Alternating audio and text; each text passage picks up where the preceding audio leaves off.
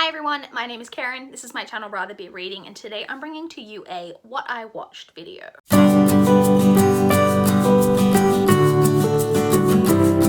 So this is a what I watched video, but I'm actually changing up the way that I'm doing this. So I mentioned in, I think it was the movie tag that I filmed recently, that I had actually already filmed my what I watched video, but it was super long, and I just don't think people care enough to hear about every single movie that I saw over like the last quarter, and I watched a lot of movies over the last quarter. So I thought rather than just like go through every movie that I watched, I would just kind of break it down into different categories and just talk about movies like from particular things, like which you'll see as we go through. I will quickly, before we get into the movies, touch on TV.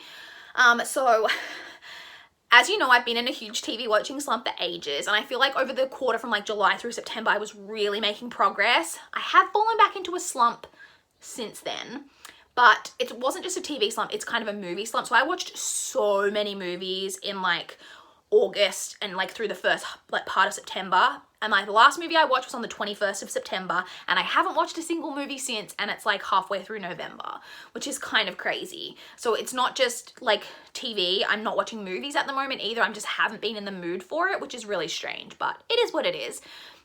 So in terms of the TV that I was watching, so in July, which feels like it was so long ago that I should already have talked about it, but I haven't. My sister and I, because like my sister hasn't even been living here in ages, because she moved in July, I think, but my sister and I completed our watch of Angel, which for me was a rewatch. She had never seen Angel before, so we were watching Buffy and Angel like together, like dispersed together, but we had finished Buffy in I think like June. But we did finish Angel in July, so there's that. I then also completed the final season of Glee, season 6, finally. So season 6 was better than season 5. I feel like they realized like the mistakes that they'd made in season 5 and tried to kind of rectify some of those things and just got back to kind of some of its, I mean, the whole show is really cheesy and really campy, but like got back to some of the like roots of like what made the show really fun. I will say that it felt like there were things that they wanted to do to end the show, and it was hard for them to do because like they wanted to bring back so many characters, but like not all of them were available in all of like the right episodes to do it. So there were a lot of things towards the end of the final season that was so like rushed and just like dumped in there and like didn't really make a lot of sense, but it was still fun. I enjoyed it. I'm glad that I've like finally finished the show. And then so now that I had finally finished that, then my next priority I want to do is to finish or catch up on all of the shows that I was watching like on a week-to-week basis. So what I used to do was kind of like binge a whole season of a show that was like a show that was like already out and finished, like Glee, for example, or like Gossip Girl, like stuff like that. And then I used to like binge a whole season because I would get through that really quickly, and then I would watch all of the episodes of the shows that I was watching like on a regular basis. So there'd be like 2 or 3 episodes of each show will have come out in the time period that I was binging, and so I would just catch up on those, and then I'd binge a season, whatever, you know, guys don't care about that. And so I wanted to go back, and because I was in this TV slump, I just stopped watching all of those shows and haven't seen any of them since. So the first show that I wanted to prioritize was watching the final season, season 4 of Revenge. Revenge was a show that I really loved for like the first season, for the first like 2 seasons. Season 3 went really downhill, and the way that season 3 ended, I was like, this is so ridiculous, and I probably wouldn't have continued, but season 4 was going to be the final season, so there was only 1 season left, so I decided I did want to finish out that final season, and I did watch most of it in September. I only think I have like 4 or 5 episodes left to finish out that final season, but like I said, I just kind of invented a TV movie slump again, and so I haven't finished it yet, but I'm hoping that I'll get it finished in the next quarter. Fingers crossed. So that's it. So that's the TV. And I've been rambling on now, I feel like, for ages, and this video is going to end up being really long again. So let's get into the kind of the movie categories that I want to talk about.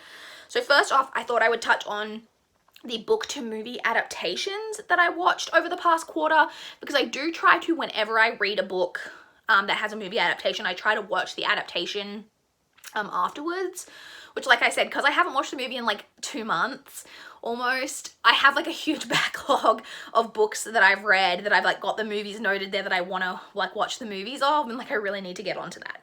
But anyway, so the book to movie adaptations that I did watch over the past quarter, I watched the movie adaptation of A Monster Calls, which I gave 4.5 stars. Really liked the movie. I don't think the movie is quite as good as the book because I gave the book 5 stars, but I did think the movie was really good.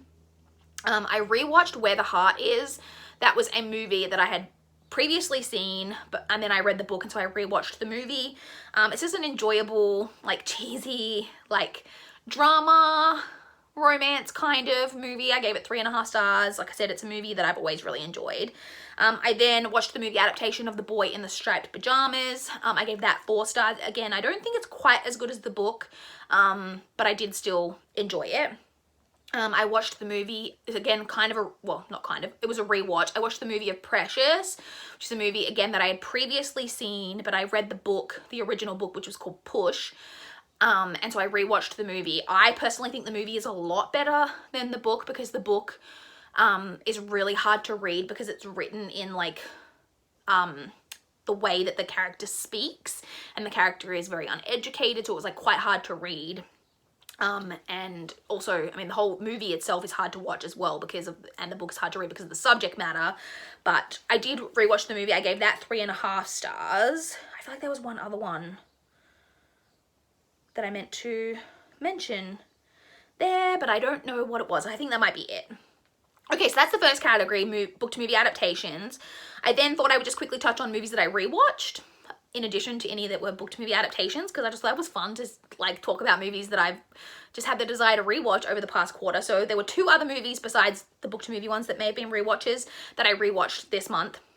The first was Dirty Dancing, which was kind of fell into the adaptation category as well, in that I read the biography of Patrick Swayze, which I really didn't like. I thought the biography was really poorly done, but reading that left me with a huge hankering to watch Dirty Dancing, because Dirty Dancing is one of my favorite movies of all time. So I rewatched that, gave it 5 stars. I will always give that movie 5 stars. It's one of my favorites for forever.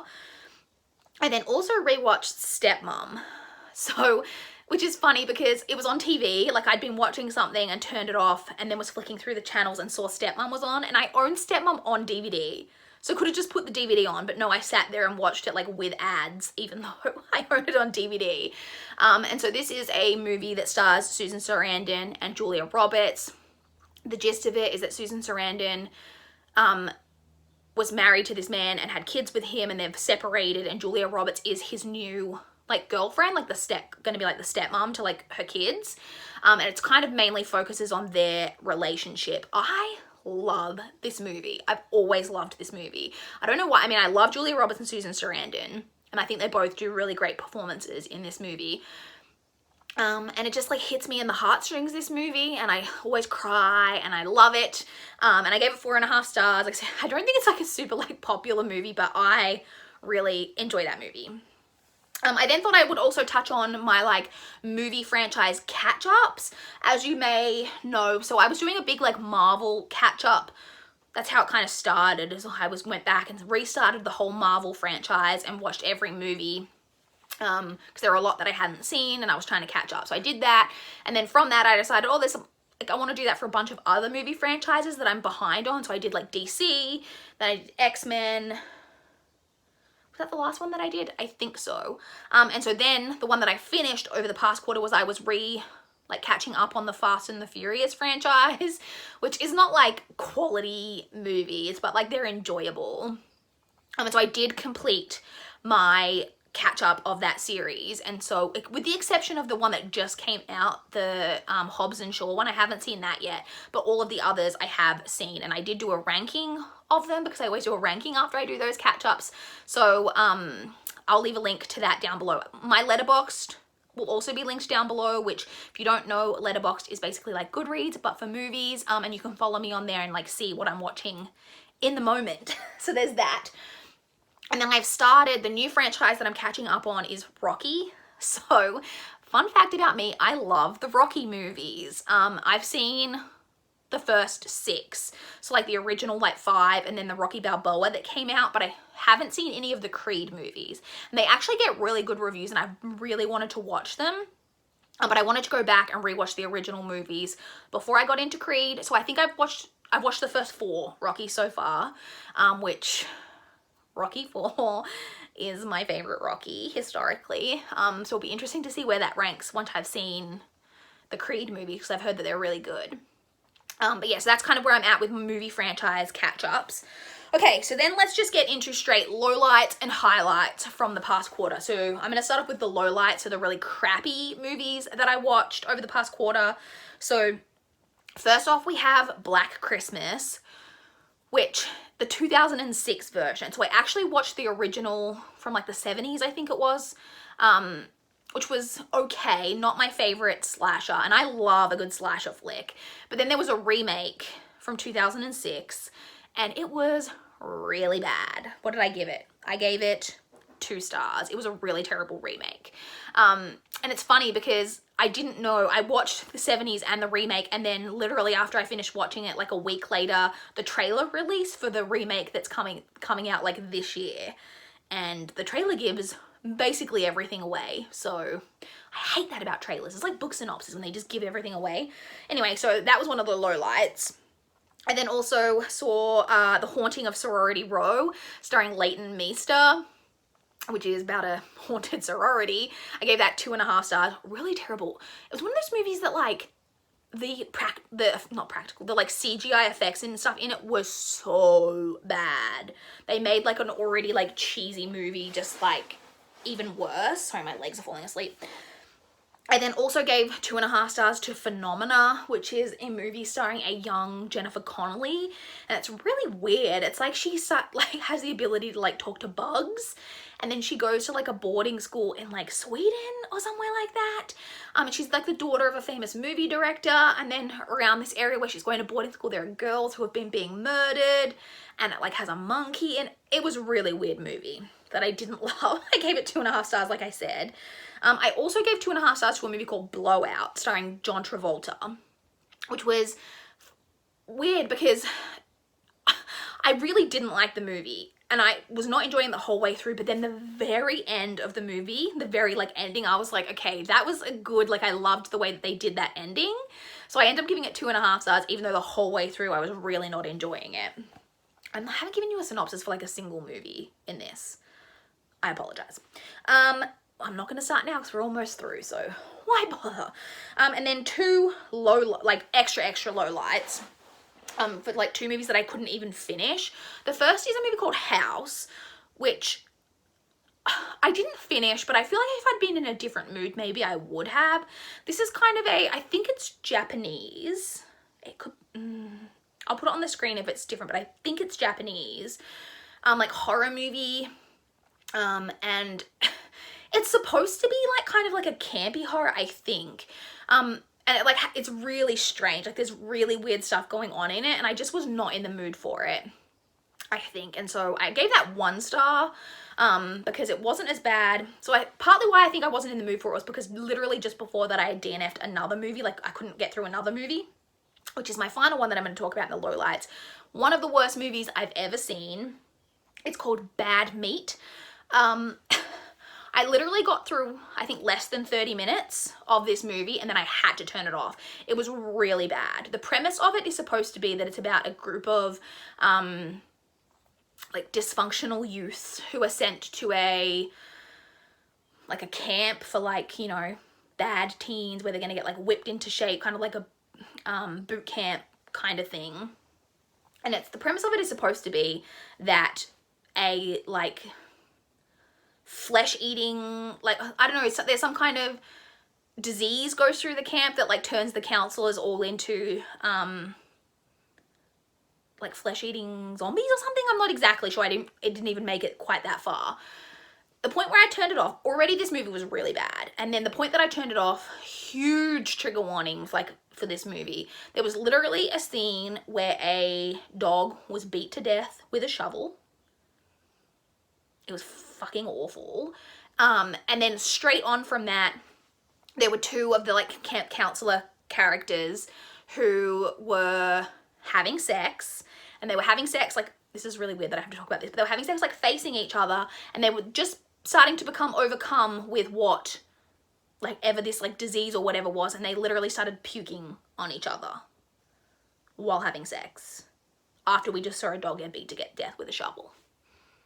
It was so bad. I was just like, I can't even watch this. Like, how did this movie get made? It's one of those movies. And like, it stars Dave Franco. Like, obviously, like, before he was like really famous, but it's just one of those movies where you just go, wow. So like I said, after that, I was just like, I'm not even finishing this. This is so bad, and I turned it off. So that's the lowlights. But now let's get into some highlights. So like I said, there was A Monster Calls, which I rated really high, which I really did enjoy. I also watched Bohemian Rhapsody for the first time. I know that movie gets some kind of mixed reviews. Some people don't think it was like as authentic to the original story of like Queen as it could have been.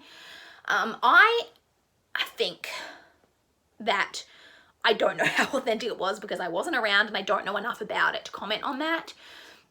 But it was a really enjoyable, really well-made movie, in my opinion, that I really enjoyed. And I have said previously that if I could go back in like a time machine to like any point in history, I think Queen's Live Aid performance is one of the moments that I would possibly select to go back and experience like for myself, because wow.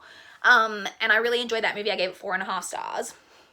And then I wanted to give a special mention to a movie that I did only give 4 stars, but it was still one of my highlights. It's a movie called These Final Hours, and it's a Australian movie.